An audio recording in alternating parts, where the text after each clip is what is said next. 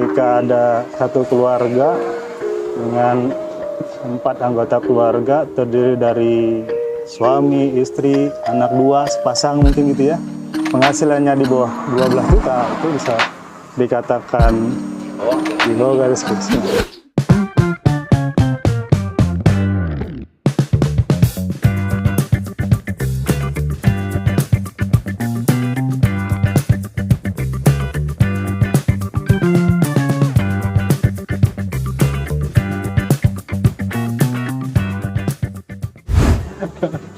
Assalamualaikum, selamat datang di Klub Bako. Hari ini kita kedatangan tamu ya jauh. Sebenarnya sudah lama pengen ngajak ngobrol-ngobrol di podcastnya Klub Bako, cuman baru sampai yang sekarang aja. Dan mumpung libur panjang gitu kan, ya udah kita culik aja ke sini. Nah hari ini kita kedatangan Bapak Yuda Pranoto. Beliau ini domisili di luar kota ya, luar kota Tanjung Pandan di Bandung. Beliau aktif di Bandung dulu, aktif di berbagai kegiatan sosial. Nah di Belitung sendiri sudah 4 tahun ini juga aktif di kegiatan sosial. Terakhir pas bulan Ramadan kemarin, kalau misalnya ini tayang sebelum sesudah video sebelumnya, kemarin pas Ramadan kemarin tim Klub Bako itu bantu di kegiatan sosialnya saya spill, namanya kegiatan Baksos ya, yang diadakan oleh Grafika Senusa. Nah, kita waktu itu bagi-bagi, saya Pak Bako Rino itu bagi-bagi sembako. Saya kedatangan Pak Yuda.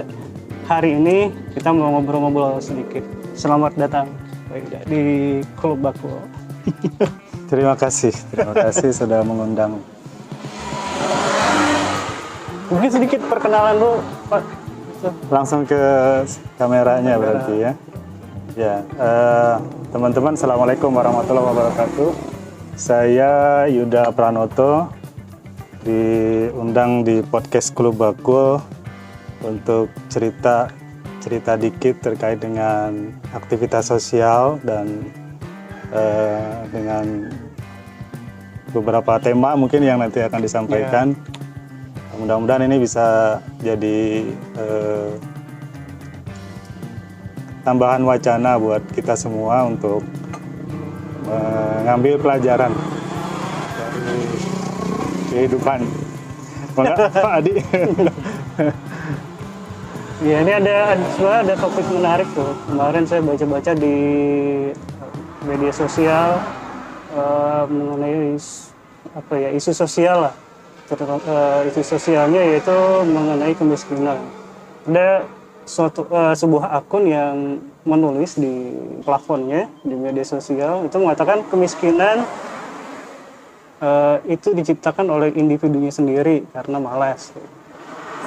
Nah, mungkin kita bisa ngobrol ya sama Pak Yuda, karena beliau sendiri sudah lama aktif di kegiatan-kegiatan sosial, terutama masyarakat menengah ke bawah kayak gitu ya, berinteraksi dengan mereka. Selain itu nanti kita juga membahas yang lain lah kayak gitu. Nah mungkin itu Pak, mungkin bisa dikasih tanggapan, mungkin diberikan tanggapan. Materinya mungkin lebih ke arah dinamika sosial dan fakta sosial gitu, terkait dengan kondisi dan keadaan masyarakat. Saya baca kemarin di media digital mungkin ya, jadi laporan Bank Dunia menyampaikan bahwa 60% orang Indonesia itu ada di bawah garis kemiskinan. Iya betul. Dan ya tadi kemudian ada counter sedikit dari pemerintah karena pasti yang sedang memangku jabatan sekarang tidak akan terima gitu ya dengan informasi yang seperti itu. Karena apa? Karena memang yang mereka pakai adalah indikator untuk negara kelas menengah gitu. Sedangkan Indonesia ini naik turun antara kelas bawah dan kelas menengah sebenarnya gitu. Jadi mau dibilang kelas menengah belum kesampaian, dibilang masih di bawah, itu faktanya memang seperti itu gitu. Dan ini menjadi polemik juga untuk yang sedang melaksanakan pemerintahan sekarang gitu. Tapi ya kalau kita bandingkan dengan misalnya indikator resmi dari pemerintah, indikator kemiskinan itu kalau di Indonesia ada di sekitar 600 sampai 700 ribu per kepala gitu. Jadi kalau per kepala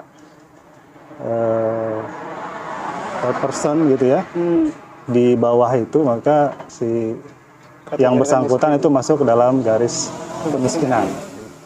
Nah, sedangkan yang Bank Dunia kemarin itu level atau limit dari garis kemiskinannya itu ada di sekitar 3 jutaan gitu. Jadi per kepala itu kalau kurang dari sekitar segitu sudah dikatakan ada di bawah garis kemiskinan gitu.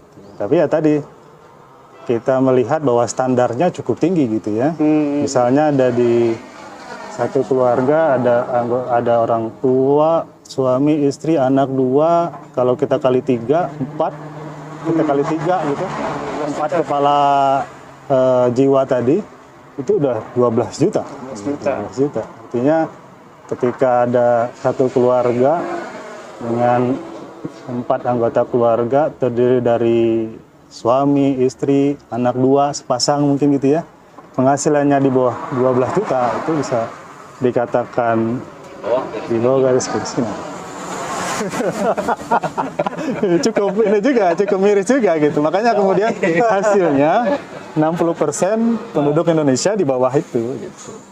Tapi ya tadi kita lihat faktanya apakah seperti itu atau tidak gitu.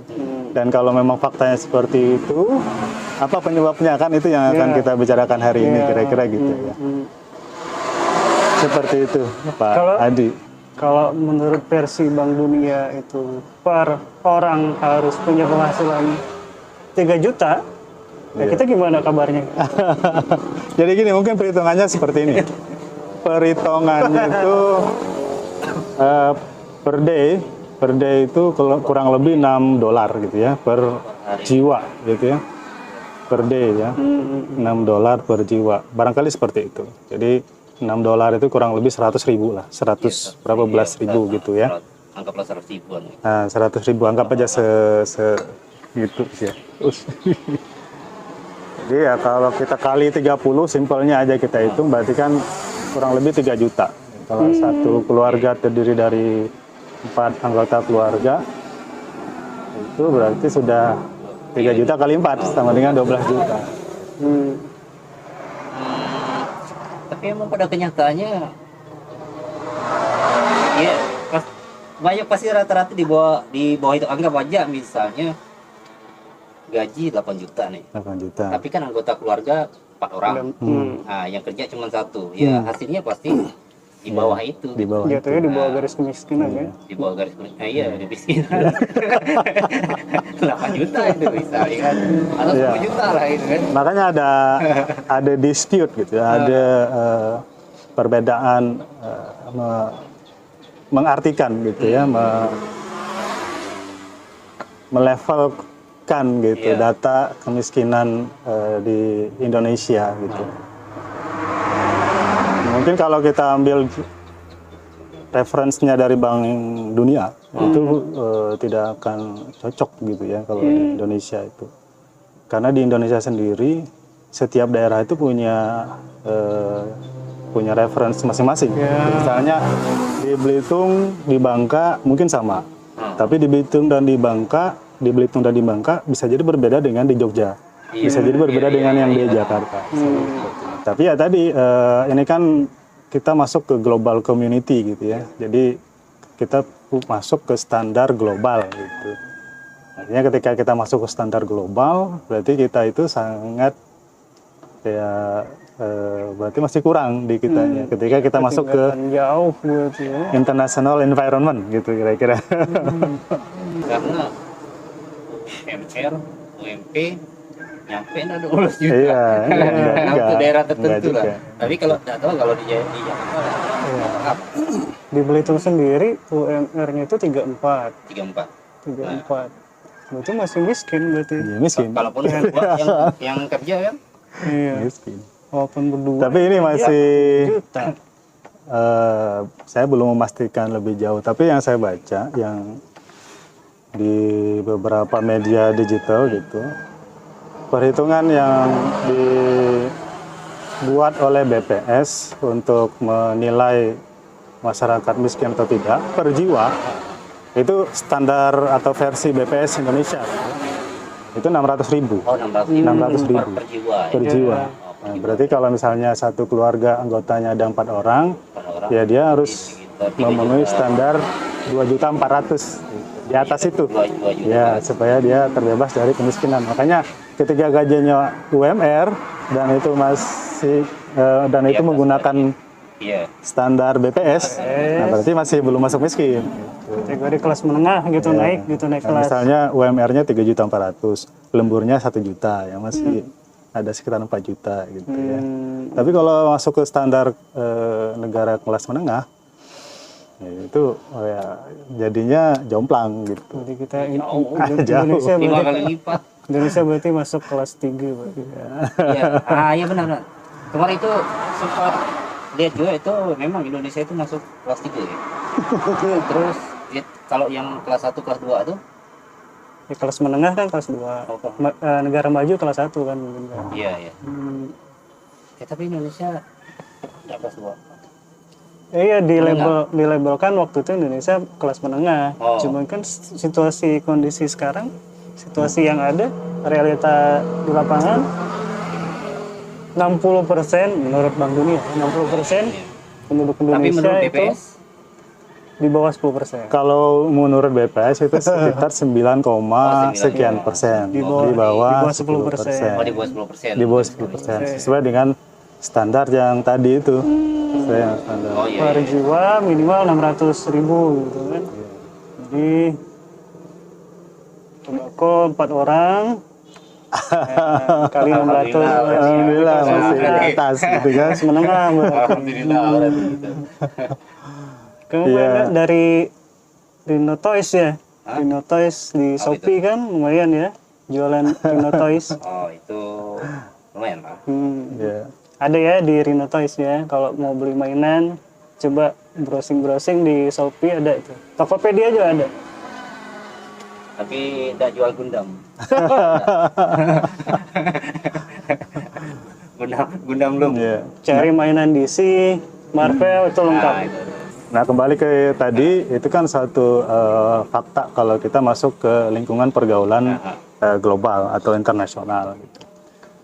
Sementara ya tadi kita masih dispute antara penilaian standar kita dan standar global. Tapi mau apa lagi, mau gimana lagi gitu. Kita harus masuk ke lingkungan internasional. Gitu.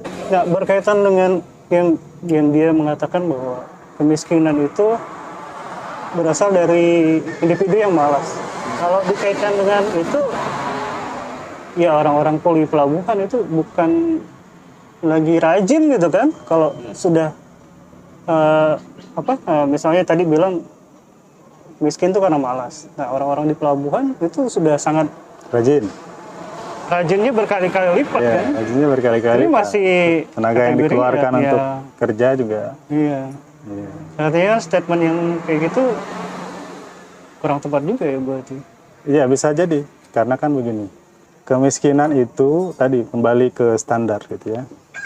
Kalau kita masuk kepada standarisasi penghasilan, itu juga tidak fair gitu. Karena apa? Karena kebutuhan, kecukupan kebutuhan itu disesuaikan dengan standar harga-harga setempat sebenarnya gitu. Jadi kalau kita punya penghasilan sekian juta gitu ya, kemudian harga-harga bahan dasar untuk hidup di satu tempat itu murah, ya itu juga nggak bisa dikatakan miskin karena kan masih berlebih untuk hal-hal lainnya gitu.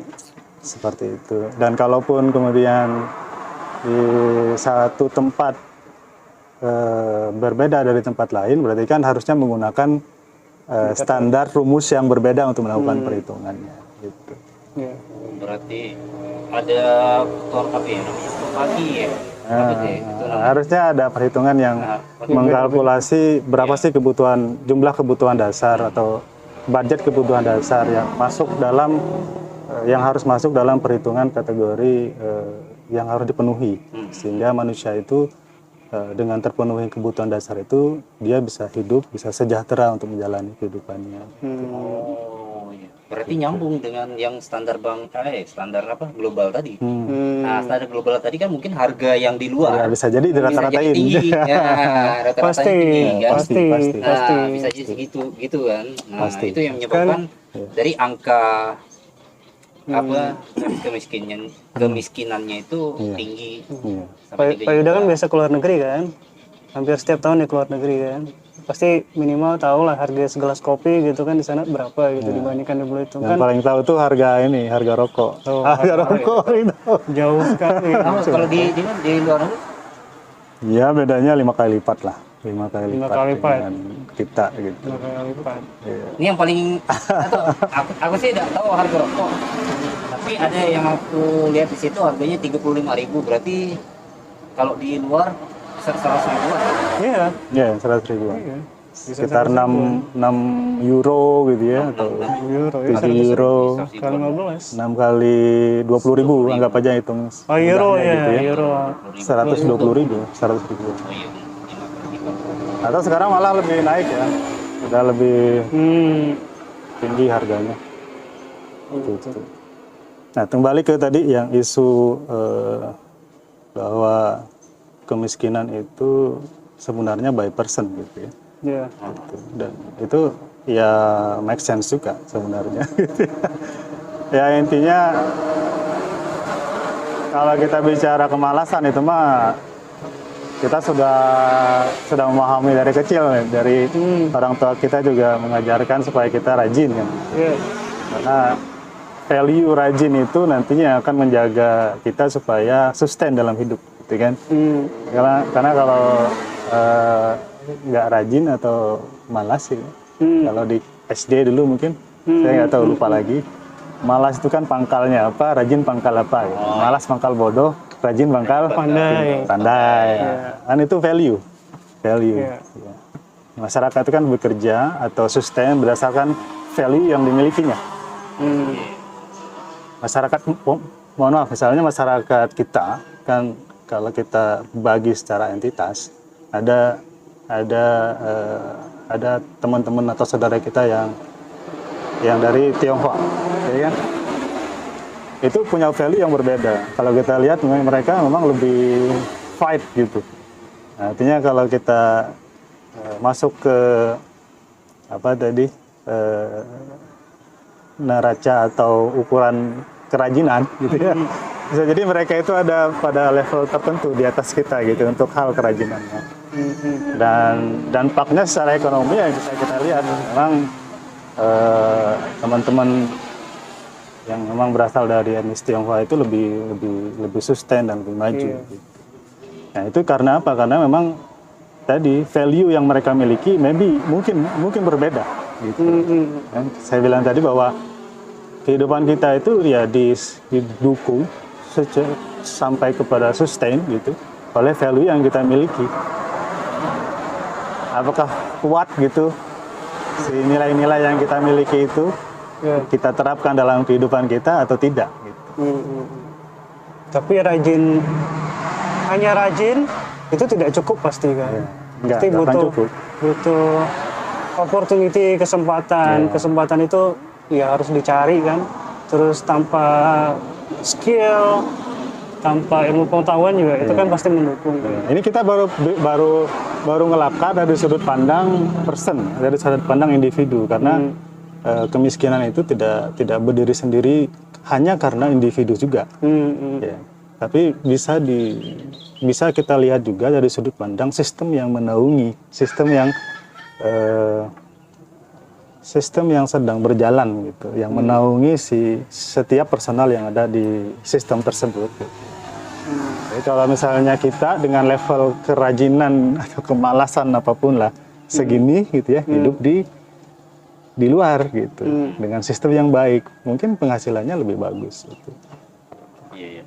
Jadi selain di drive dari personal yang tadi harus memiliki value yang holistik ya, tadi yang kata Bang Adi bilang tadi. Jadi bukan hanya rajin sebenarnya. Holistik itu menyeluruh maksudnya. Banyak hal yang harus kita ambil ya dalam menjalani kehidupan ya. Tentunya yang kita ambil itu nilai-nilai yang baiknya. Kita kumpulkan sehingga cukup, dan ketika cukup baru kemudian ya tadi yang sifatnya kemapanan itu baru kita bisa dapatkan. Jadi bukan hanya tadi rajin saja. Kayak misalnya begini, tempat ini kita bikin bagus-bagus. Nggak cukup dengan bagus-bagus saja.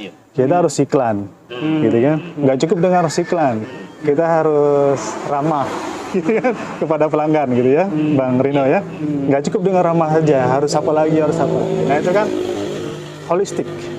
Nah itu masuknya kepada nilai-nilai yang harus kita kumpulkan terus-menerus, gitu. Nah kalau orang yang sudah pandai dia mengarungi kehidupan ini, gitu istilahnya, gitu ya. Itu dia akan turunkan ke anak-anaknya. Ya, kalau kita kan enggak. Kalau kita itu kan kebiasaannya setelah sekolah gitu ya, kiranya kerja gitu kan. Jadi kita itu ditopang sebenarnya dalam menghadapi hidup ini. Gitu. Tidak punya nilai atau ilmu yang cukup untuk bagaimana survive dalam mencari sumber-sumber ekonomi dan membuat sumber-sumber ekonomi yang baru. Gitu. Nah, kalau teman-teman kita yang misalnya, katakanlah kita belajar dari yang terdekat aja, dari keberhasilan saudara-saudari kita, teman-teman kita yang dari Tionghoa. Gitu. Mereka udah dari moyangnya, buyutnya, gitu, neneknya, gitu, dan seterusnya, sehingga ilmu itu udah terkumpul banyak. Gitu. Dan kemudian di-share ke generasi berikutnya. Kalau ini kan Bang Rino baru kali ini mungkin bisnis. Ini pun tidak tahu apakah sustain atau tidak, gitu kan. Gitu. Nah, kalau ini terus dikembangkan, dikuatkan, ini akan menjadi bukan hanya menjadi satu bisnis yang berkembang, tapi di dalamnya akan ada value-value yang akan Bang Rino dapatkan. Nah, di sana kemudian diturunkan ke generasi berikutnya. Generasi berikutnya juga sama, dia akan struggle, dia akan survive, dia kumpulkan value-value yang baru, dikumpulkan lagi, diberikan lagi ke generasi berikutnya. Jadi emang kalau kita bicara kita harus sejahtera, kita harus bebas dari kemiskinan, itu tidak dalam dalam sekejap mata. Butuh beberapa generasi. kecuali kita pandai untuk memanfaatkan apa yang ada di lingkungan kita. Makanya kemiskinan itu bukan by person saja, bukan hanya dilihat dari sudut pandang individu saja, tapi sistem yang dimiliki. Contoh misalnya Belitung. Belitung nih kan, tempat kita. Berapa ratus triliun seharusnya yang sudah terkumpul kalau kita tabung dari hasil tanah kita di sini. Dari timah. Kalau sistemnya bagus, sistemnya bisa support, sistemnya memikirkan orang-orang lokal yang ada di Belitung ini, bisa jadi Belitung ini sudah lebih maju, sudah lebih sejahtera, sudah lebih sustain gitu dalam menata kehidupan ekonominya. Gitu. Bisa jadi lebih dari Brunei gitu, bisa jadi mendekati itu. Gitu. Tapi kan kenyataannya kita nggak bisa saving apa yang menjadi kekayaan kita. Gitu. Kita nggak tahu kemana itu pergi semua gitu kan. Kemana kira-kira? Timah dari zaman Belanda kan gitu kan, mulai dikeruk sampai sekarang. Bukan karena kita tidak rajin, tapi bisa jadi si pemangku jabatan, si pemegang sistemnya ini kurang memperhatikan bagaimana membuat ekonomi penduduk setempat itu lebih sejahtera, lebih makmur, lebih sustain sampai ke anak cucu gitu. Coba yang kalau kita dari dulu saving gitu ya, simpan, kelola yang bagus gitu ya, kekayaan sumber-sumber yang ada di Belitung. Bisa jadi kita tidak bicara lagi soal menuntaskan kemiskinan, kan? mungkin berbicara hal yang udah advance gitu dari kehidupan, tidak bergulat lagi di situ-situ gitu kan, tidak bergulat kepada angka-angka kemiskinan, bagaimana menuntaskannya. Gitu. Jadi ya sudut pandangnya ada dua tadi, by person memang ya kita lihat secara holistik bagaimana seseorang memiliki nilai-nilai yang cukup ya untuk survive dalam hidupnya gitu. Ya, pengalaman-pengalaman terkait dengan bagaimana value yang kita miliki menentukan kesejahteraan kita itu sudah banyak. Kalau misalnya kita lihat di channel-channel YouTube aja, itu kan yang survive itu yang seperti apa sih gitu. Dia lagi jatuh tapi dia punya kesabaran yang tinggi gitu ya. Punya daya juang yang tinggi, itu kan value. Itu value. Dia tidak mudah patah, dia tidak mudah menyerah, itu kan value gitu. Dia tutup mata terkait dengan apapun yang menjadi yang buat patah semangat. Buat patah semangat, dia terus jalan gitu. Itu kan value yang dimiliki oleh seseorang gitu. Kemudian yang tidak kalah pentingnya adalah ya tadi mungkin masuknya kesabaran gitu ya. Kepada kejujuran, kepada akuntabilitas. Nah, itu suatu hal yang sangat-sangat penting. Kalau bahasa apa namanya itu langitnya mah amanah gitu kan ya, fatonahan gitu. Itu memang harus dipegang. Itu yang harus kita pegang. Karena itu udah holistik, udah menyeluruh nantinya. Jadi kalau kita dikasih amanah uang untuk berbelanja gitu, kita nggak akan macam-macam. Kita akan kerjakan apa yang sudah disepakati di awal gitu. Dan spesial pun kita nggak akan ambil. Itu kan value yang disebut dengan akuntabel gitu. Ya, karena akuntabel, kejujuran, kesabaran itu yang akan membuat upaya dan usaha kita itu sustain gitu. Iya. Ini misalnya orangnya udah rajin nih. Udah rajin. Misalnya ada lulusan SMA, lulusan SMP, lulusan S1 misalnya. Ini orangnya rajin, nilainya bagus. Tapi kalau tidak didukung oleh sistem yang kalau misalnya sistemnya tidak mendukung kan agak susah juga kan. Opportunity-nya tidak ada gitu kan. Contoh kasus misalnya di Jakarta, itu ada lowongan petugas kebersihan gaji 5 juta. 5 juta. Itu yang ngelamar sekian ribu orang gitu. Yeah. Kan itu yang miris gitu, bahkan sekelas S1 ikut lamar. Artinya begini, manusia-manusia Indonesia itu bukan tidak rajin gitu ya. Bukan tidak rajin. Bisa jadi ada hal yang harus diperbaiki oleh sistem kita gitu. Karena apa? Karena ketimpangan itu jelas gitu. Jadi kalau ketimpangan itu terlihat, ini harus ada yang di-adjust oleh pemerintah supaya ini tidak melebar terlalu jauh gitu ya. Dengan menerapkan sistem ekonomi apalah gitu kan ya. Tapi ya tadi orang yang ada di Indonesia ini sebenarnya akan mudah ke trigger ke arah yang enggak gitu. Karena apa? Karena mereka merasa saya kaya kok, kita kaya kok gitu kan ya. Kita banyak kok. Kayak di Belitung ini kan mudah sebenarnya untuk ke trigger ke arah sana gitu. Karena punya segala penghasilan ya. Jadi tanahnya ini punya sesuatu yang bernilai ekonomi tinggi gitu kan.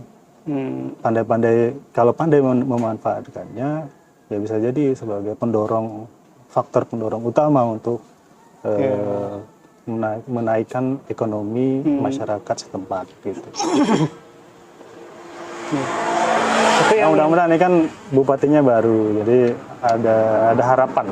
Mudah-mudahan bisa menguatkan. Ini bupatinya pengusaha ya, wakilnya juga pengusaha. Nah harapannya sih ya tadi berkaitan dengan yang tadi yang melamar pekerjaan sebagai petugas kebersihan itu S1 gitu, S1 ya artinya jenjang pendidikannya sudah tinggi lah, kategori jenjang pendidikan sudah tinggi, masih mau menurunkan egonya melamar sebagai petugas kebersihan. Ya artinya kalau menurut sudut pandang pribadi sih ini ada yang kurang tepat jadinya ya gitu. S1 tapi melamar sebagai petugas kebersihan. Mau gimana lagi kalau memang nggak ada lowongan? Ya, Tiap lagi gitu butuh kan. makan nih, Ya, butuh- butuh makan, butuh untuk hari ini Makanya, gitu kan. mungkin ada keperluan di rumah, keluarga atau kayak gimana kan, akhirnya menuntut itu gitu. iya. Iya. Iya. Nah, makanya tadi ya bukan ndak rajin.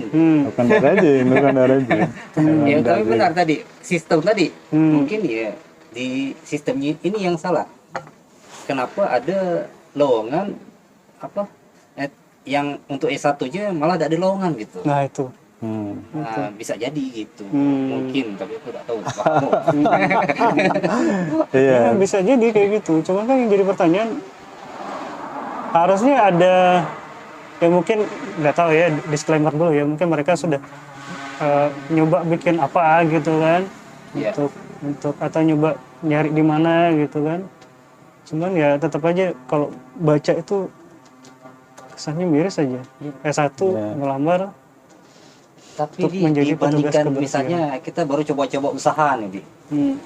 Itu lebih ampun. Pak. Iya, ampunan gitu. Jadi dengan adanya apa namanya lowongan itu ya dengan gaji sekian, daripada aku usaha ternyata cuma dapat sekian, lebih baik aku tidak perlu modal, aku coba lamar, aku dapat duit dan aku bisa menghidupi keluarga gitu. Secara realistisnya ya akhirnya seperti itu gitu kayaknya.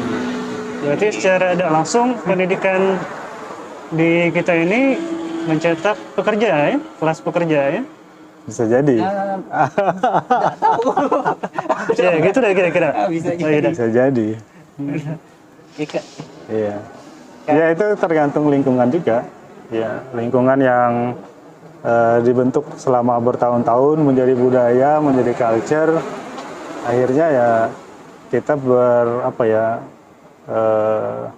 berfokus kepada sekolah, SD, SMP, SMA, kuliah, kerjaan. Nyari kerja.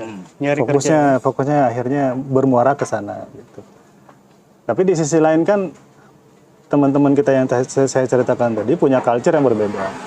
Mereka sekolah seperti kita normal sampai SMA, kuliah, tapi kesananya usaha. Itu kan suatu hal yang yang patut dicontoh buat kita semua sebenarnya gitu. Mereka udah memiliki culture yang Iya. cukup gitu ya untuk bisa survive gitu, bisa survive. Selain punya modal dalam bentuk uang ataupun itu ya mungkin modal pengalaman dari Dari sebelumnya. generasi sebelumnya.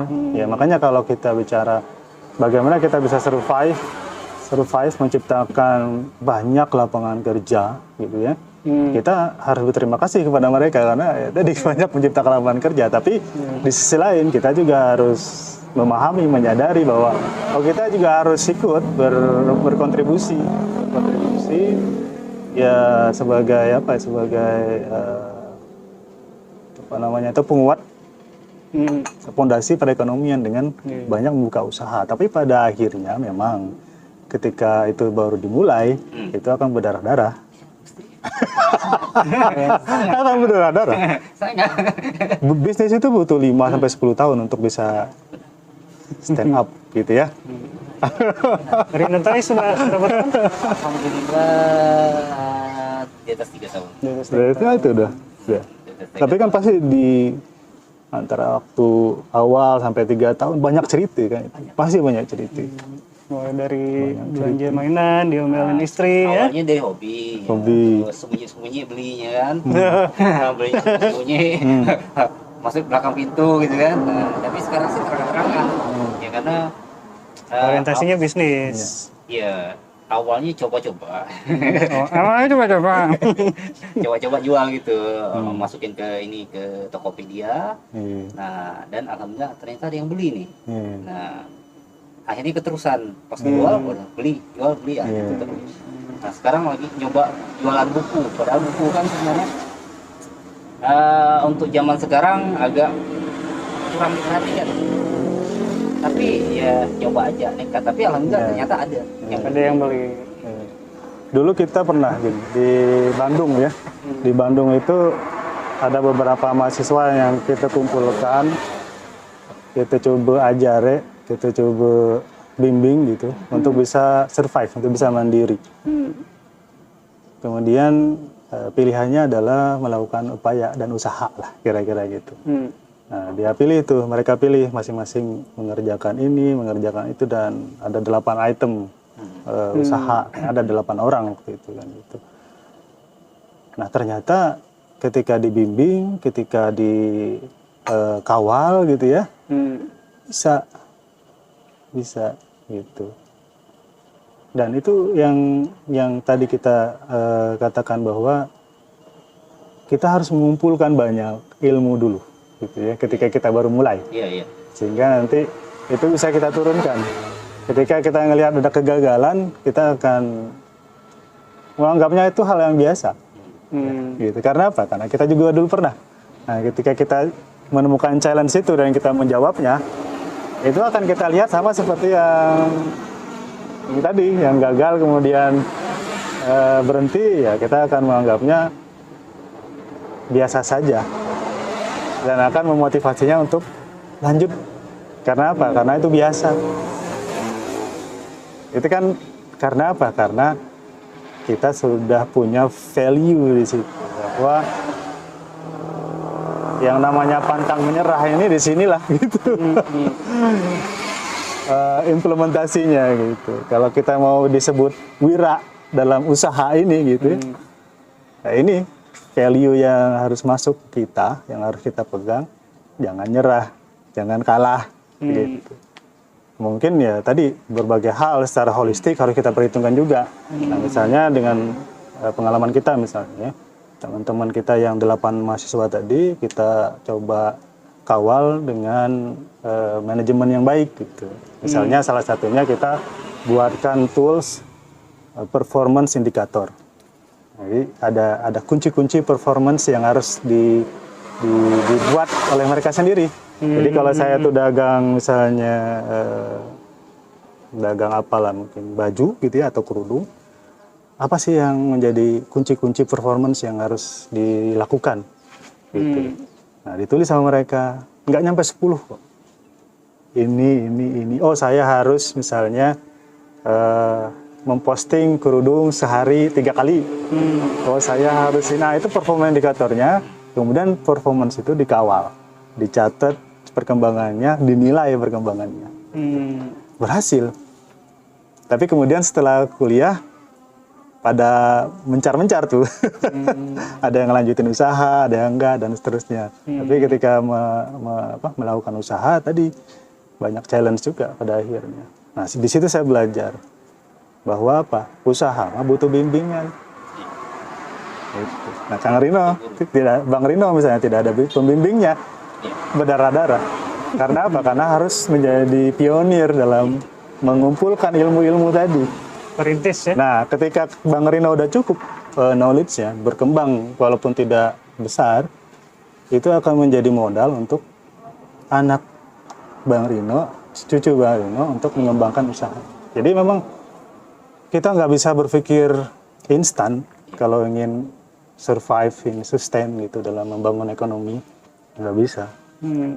Kita udah tidak boleh lagi untuk berpikir cepat dapat gitu. Nah, gitu. Ini kita bicara dari sudut pandang personal, bagaimana value atau mentality yang harus ada dalam diri kita untuk bisa survive ya, dan kemudian terbebas dari kemiskinan. Gitu. Kita belum bicara ke arah dari sudut pandang lainnya, sistem yang menaungi si personal tadi, masyarakat tadi gitu. Nah, itu mah bahasa-bahasa yang agak-agak di tepi jurang gitu. Jadi ya kita bicara kita aja gitu. Kan tadi ada 2 ya, by person-nya, apa yang harus dimiliki gitu. Kemudian by system yang menaunginya, apa yang harus dilakukan gitu. Ya gitu. Terkait kegiatan sosial yang dilakukan oleh Grafika Senusa, ini kan udah jalan 3 atau 4 tahun ya? 4 tahun. Nah, tujuan awalnya itu seperti apa sih sebenarnya? Wah, ini melebar ke yang lain apa? Nah, itu masih masuk ke Masuk ke kegiatan ranah sosial. topik kemiskinan gitu ya. Sosial itu ya. Kan yang kita, Ya, itu bentuk ini social responsible gitu ya. Kalau sekarang kan banyak entitas-entitas yang membuka label CSR gitu ya. Di lembaga-lembaga masing-masing. Nah, itu salah satu bentuk social responsible aja. Karena apa? Karena ya kita melihat bahwa masyarakat ini penopangnya itu harus ada lembaga swadaya sosial. Karena kita nggak bisa mengandalkan pemerintah sistem tadi dia ya. berjalan dengan sendirinya gitu. Tetap harus ada lembaga-lembaga swadaya sosial yang nanti memperkuat kehidupan sosial kemasyarakatan. Makanya kan ya kita bersyukur bahwa itu dilihat oleh pemerintah sebagai satu jaring sosial, jaring pengaman sosial, dengan kemudian membebaskan atau mendemokratisasi gitu ya yayasan-yayasan sosial untuk berkontribusi di masyarakat. Dan itu memang tidak salah, bagus, dan bisa saling bantu-membantu gitu dengan pemangku jabatan seperti itu. Ya, mudah-mudahan dengan adanya ya program-program gitu, terus ada orang-orang lain juga kan yang mengerjakan program yang seperti itu, bikin baksos atau apalah kayak gitu, ikut bantu minimal meringankan kebutuhan dapur lah gitu. Ya. Begitu ya. Ya, artinya begini, sasaran dari kegiatan sosial itu kan kepada orang-orang jompo yang hidup mandiri gitu ya. Artinya memang mereka yang di tempat tidak bisa lagi atau sulit untuk bisa memenuhi kebutuhan hidupnya. Karena apa? Karena mother nature yang mereka miliki ya. Keterbatasan usia ya, tulang-tulang udah nggak kuat, otot udah lemah, dan semuanya juga udah berkurang. Artinya memang itu menjadi sasaran kita gitu. Tapi ya kepada yang masih produktif ya gitu ya, misalnya di level usia 15 sampai sekian tahun, nah, itu harus kita dorong untuk bisa lebih aktif lagi. Tapi tadi tekanannya adalah ya kita harus punya value yang baik. Makanya kan akar value itu yang harus kita kembali cari. Gitu. Apa yang kemudian membuat manusia dalam wilayah kecil Belitung ini bisa kuat. Gitu. Nah, akar value ini yang bisa jadi kalau kita amati itu hilang, gitu. Ya, hilang. Sehingga kita kebingungan untuk bisa survive dalam hidup ini. Mau usaha kita kebingungan bagaimana. Jadinya mau kerja kayaknya kalau kerja terus kita sama saja melestarikan kepriaian kita gitu dari zaman Belanda sampai sekarang gitu kan. Jadi bingung ini harus gimana gitu. Ya, tadi akar dari masyarakat setempat yang bisa digali untuk mendapatkan nilai-nilai yang baik tadi untuk modal survive dalam kehidupan, nah itu yang harus digali lagi. Nah, kalau kita kan sebenarnya value basic kita bisa jadi dari culture ya, setempat ini kan kalau di Belitung wadahnya adalah Melayu, ya.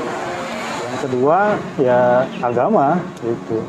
Agama mengajarkan. Kayak misalnya begini, ada kasus seorang sahabat atau badui, saya lupa lagi gitu ya, buru-buru mau salat asar, kemudian karena buru-burunya ontanya dilepasin, ontanya dibiarkan gitu saja. Biasanya kan kalau orang yang santai itu ya ontanya diiketin gitu ya, tali ontanya diiketin, kemudian ditegur oleh Rasulullah, ini kenapa ontanya dibiarin gini, ini kan lepas. Lalu dia bilang begini, berani-beraninya dia bilang begini ke Rasulullah, itu kalau Allah mau menakdirkan itu lepas ya lepas, kalau ingin menakdirkan dia di tempat ya itu akan di tempat. Cik Rasulullah kata Rasulullah ya bukan begitu. Dia bilang kan, oh kalau saya akan tawakal setelahnya, ya, setelah dia kayak menyampaikan beberapa hal, kemudian saya akan tawakal. Kata Rasulullah bukan gitu tawakal itu. Kalau kau nak tawakal, ikat dulu, baru kau tawakal. Artinya ada sebelum tawakal itu. Nah, ada usaha dulu. Nah, usaha ini yang disebut dengan takwa. Nah, salah satu makna dari takwa itu kan takut. Ketika kita takut, kita akan apa? Hati-hati. Hati-hati. Berarti ada perencanaan, ada desain, ada sesuatu yang apa ya namanya kita persiapkan detail. Karena apa? Karena kita khawatir, kita takut, gitu ya. Ya mungkin nilai takwa ini yang harus kita juga. Kalau kita ambil basic value dari agama, gitu ya, dari agama. Basic value-nya misalnya nilai takwa. Apa sih nilai takwa itu? Karena apa? Kenapa saya bilang takwa itu hati-hati? Ada kasus misalnya Umar ditanya gitu, apa sih takwa itu? Takwa itu kata Umar, kalau kamu jalan di satu jalan gitu dan di tengah-tengahnya itu banyak duri, apa yang akan kamu lakukan?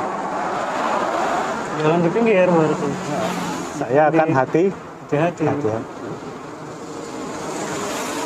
Ya, makna takwa itu ya di sana. Dari hati-hati itu implementasinya adalah bagaimana kita merencanakan sesuatu itu secara matang. Bagaimana kita merencanakan sesuatu secara lengkap, kan, holistik, gitu kan. Tadi bukan hanya misalnya tempat ini bukan hanya bersih saja, bagus saja, iklannya bagaimana, pelayanannya bagaimana, dan seterusnya. Iklan. Ya. Nah itu kita sebenarnya akhirnya harus memilih optionnya apa. Gitu. Karena apa? Tadi kita bicara kembali ke nilai basic yang harus kita miliki agar kita bisa survive dalam kehidupan ini. Gitu. Kita sebenarnya diberikan option mau pilih yang mana. Sementara kita nggak milih yang mana-mana, ya kita nggak akan pernah memiliki value-value yang cukup untuk bisa survive dalam kehidupan, untuk bisa terbebas katakanlah dari kemiskinan misalnya gitu ya. Untuk bisa naik kelas gitu, supaya nggak ada di level ini terus naik kelas gitu. Seperti itu. Terus apakah akankah ada kegiatan selanjutnya selain ini baksos tadi misalnya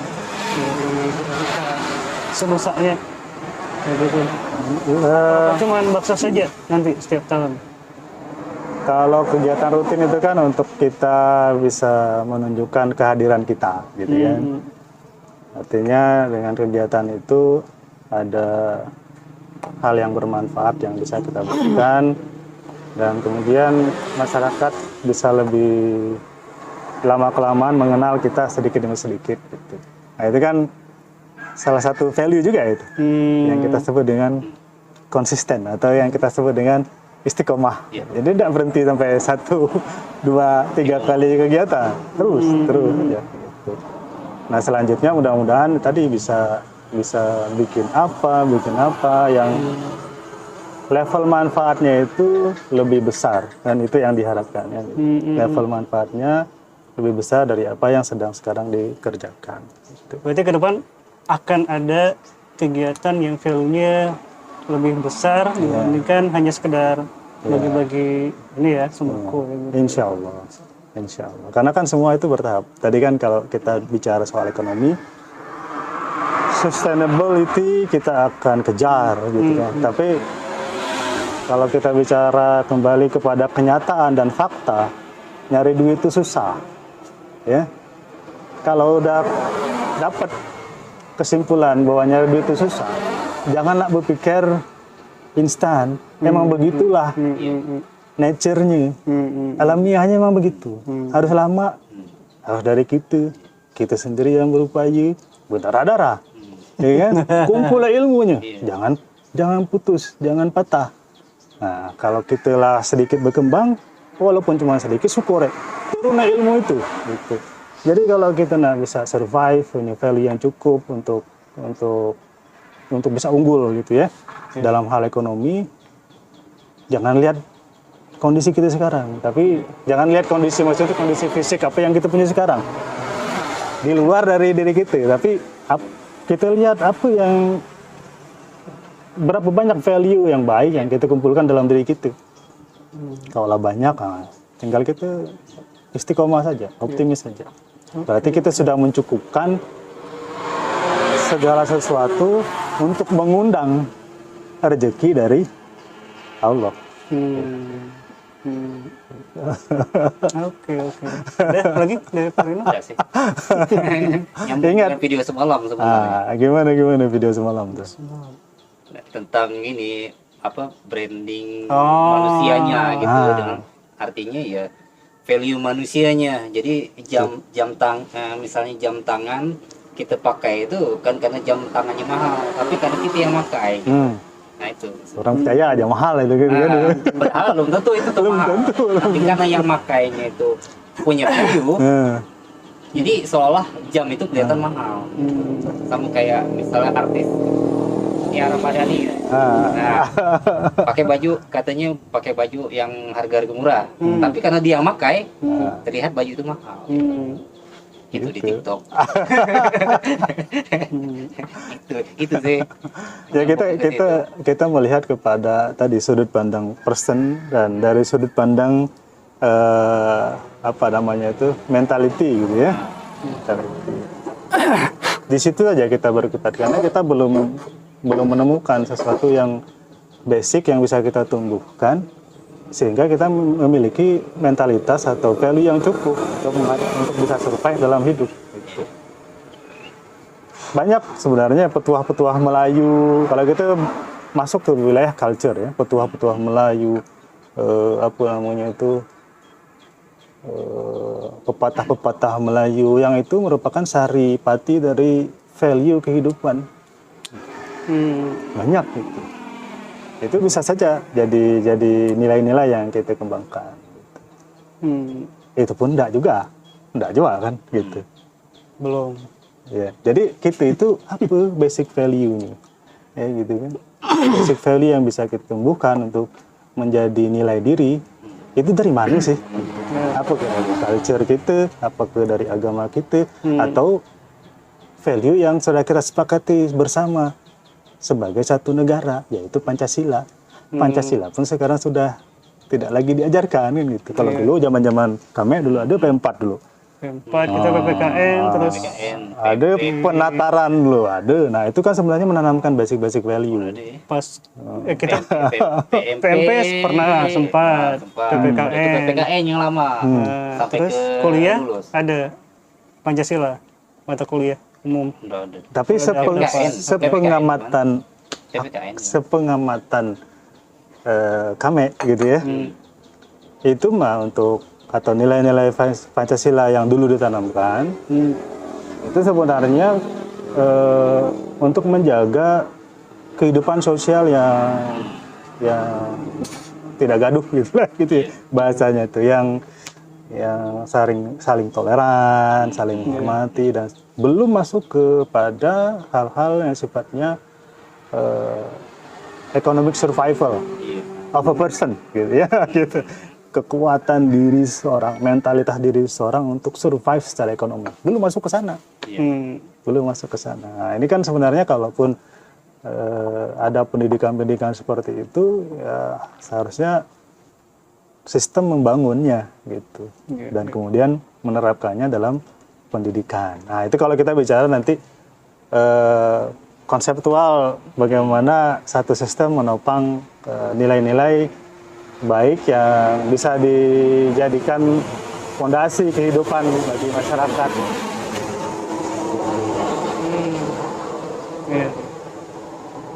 Terakhir, apakah kegiatan dari Senusa Grafika yang value-nya yang punya value lebih tinggi itu akan segera terlaksana? kegiatan yang punya value yang lebih tinggi gitu ya. Ya tadi kan Ya tadi mungkin hanya yang sekedar- yang coba disampaikan adalah segala sesuatu itu tidak bisa instan. Segala sesuatu harus direncanakan. Ya, segala sesuatu yang sudah direncanakan ada step-stepnya. Stepnya itu kalau dia 10 tangga berarti per tangga ada evaluasinya. Gitu. Per tangga itu ada apa namanya itu? Ada indikator-indikator pencapaiannya, kira-kira gitu. Artinya memang akan panjang. Tapi kita tidak boleh putus. Nah, itu yang harus ada dalam diri kita. Istiqomah ya. Istiqomah. Istiqomah. Nah, istiqomah kan akhirnya gitu. Itu yang tidak boleh sama sekali putus dalam diri kita. Kenapa? Karena kita sebenarnya apapun yang kita dapatkan itu mah ibaratnya pemberian, titipan. Yang penting kita mau sudah berusaha kan, gitu. Sekuat yang kita upayakan, mudah-mudahan usaha kita itu hasil atau tidak hasil, tapi ketika udah maksimal usahanya, mudah-mudahan bukan hanya hasil di dunia, tapi yang jelas sudah menghasilkan sesuatu berupa pahala di akhirat. Ikhtiar, istiqomah, dalam rangka takwa ya. Ya, Gitu. gitu. Jadi jangan sampai. Nah itu tadi juga, kalau itu tadi kita kalau mau mengambil nilai-nilai dari agama gitu ya, dari sudut pandang itu gitu. Makanya optionnya banyak, Mau pakai apa nih kita value dalam kehidupan kita ini? Mau ke culture plus agama, atau mau yang lain gitu. Tapi kalau kita sebagai orang Melayu, sebenarnya antara agama dan culture itu sudah jadi apa? Satu kesatuan gitu. Satu kesatuan. Nah, ini kan ngajak kawan-kawan gitu kan, ngajak teman-teman. Sebenarnya memang pas kalau kita bilang kondisi kemiskinan itu diciptakan oleh bisa jadi diri kita sendiri. Karena apa? Karena hal-hal tadi yang tidak tercukupi gitu. Ya kan? Tidak cukup. Nilai-nilai kehidupan kita untuk mengundang rezeki dari Allah itu tidak cukup gitu. Padahal moyang-moyang kita, ibarat kata begitu misalnya, siapapun lah ya, yang di Nusantara ini itu sudah banyak memberikan petuah-petuah bijak dan sudah mengkristalisasi semuanya gitu. Nah, mungkin tidak terpakai sama kita, nah itu harus dikembalikan lagi gitu. Nah, tidak terpakai ini masalahnya, ngapa tidak terpakai, lupa barangkali, nah itu harus diingatkan gitu. Baru diposting ya. Apa kata-kata hari ini gitu ya. yang ada petuah kayak misal Kahit cerita waktu itu, ngapa makan ikan. Oh Nah, iya, yang itu ya. yang sebelumnya Yang- ada di itu. Jadi gini, hiduplah based on value, karena kalau emas dan besi itu sama-sama logam. Tapi kenapa emas lebih mahal daripada besi? Karena memang dia punya value yang tinggi, punya nilai yang tinggi. Jadi kalau kita punya nilai yang tinggi, itu sama-sama logam, sama-sama manusia. Tapi ketika value kita tinggi, maka kita akan lebih bernilai, lebih mahal. Oke. Ya, itu basic ya. Basic dari semua basic. Jangan sampai itu tidak ada, karena kita akan berkutat pada level yang sama kalau kita hanya sebatas itu. Gitu. Cina sekarang berhasil. Itu bukan berarti Cina macam-macam usahanya, tapi karena apa? Saya pernah ke Cina 2017, bagus kok. Orangnya itu punya fighting spirit, punya semangat tinggi. Kalau kita mendengar berita-berita dari Barat mungkin ya kacau pikiran kita. Tapi coba kita ke sana, merasakan hal yang berbeda. Sama ke orang-orang kayak kita gini lah, ramah-ramah gitu, welcome, positif gitu kan, vibe-nya itu positif gitu. Kemudian rajin-rajin gitu kan, terus nurut-nurut gitu kan, nurut orang sana nurut-nurut benar. Jadi taat-taat gitu kan ya. Itu menandakan apa? Mereka berhasil membangun satu society yang punya value dasar yang berangkat dari bahan yang sama, dan mereka kembangkan sehingga menjadi Cina yang sekarang. gitu. Iya. Baik. Ya, Ya, tinggal nih satu lagi ya mungkin ya. Tinggal kita sepakati. Kita mau berangkat dari value apa? Itu harus ditekankan, dijadikan pemahaman dan pemikiran gitu. Oke. Seperti itu Pak Adi. Siap. Baik. Gitu, tadi. Jadi selain Ini satu lagi ya. Iya. Jadi kenapa saya nggak ngangkat misalnya kita harus bisnis apa, kita harus investasi apa, kita harus ya mungkin itu standar sebenarnya. Kita berangkat hal-hal yang dasar. Misalnya kita bicara sistem, harus mengundang investasi, harus mengundang mengembangkan UMKM dan seterusnya. Itu udah bicara, kita udah bicara itu dari berapa puluh tahun yang lalu. Kita tidak pernah menyentuh manusia kita seperti apa sih? Core-nya gitu ya. Udah cukup belum gitu? Seperti itulah. Mudah-mudahan bisa jadi bahan pemikiran. Siap. Ya, baik. Jadi kemiskinan itu bukan hanya dari individu yang malas ya, tapi juga dari sistem yang mendukung. Tapi kalau misalnya minimal kita rajin, tidak malas, itu satu masalah sudah terpecahkan. Ditambah sistem yang mendukung, insya Allah ya akar kemiskinan itu bakal selesai. Pak Yuda, terima kasih sudah datang ke Kulub Bako. Mudah-mudahan ya seperti tadi yang dibilang nih jadi salah satu bahan pemikiran ya. Jadi malam ini tidak lewat ini, malam minggu. Baik kawan-kawan semuanya, terima kasih sudah nonton. Sampai jumpa di video Kulub Bako selanjutnya. Assalamualaikum warahmatullahi wabarakatuh. Waalaikumsalam. Betul, ada tadi. Oh, berat terkau ya.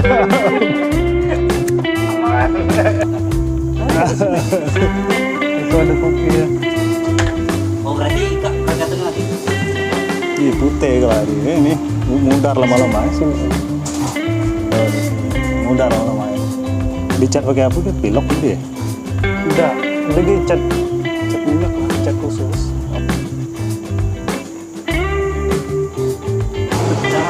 Ya langsung.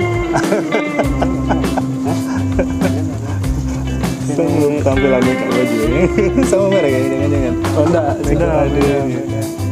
brand Skoda. Jadi bang aku nih memang belum dapat pagi besok.